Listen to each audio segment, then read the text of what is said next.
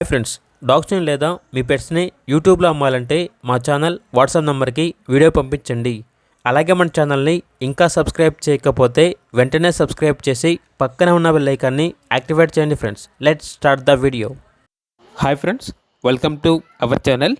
ఈరోజు మీకోసం good quality Rottweiler dog అనేది అమ్మకానికి అయితే తీసుకురావటం జరిగింది. Only one male dog available ఉంది. డాగ్ యొక్క ఏజ్ వచ్చేసి 18 months. అంతేకాకుండా వ్యాక్సినేషన్ కంప్లీట్ అయింది.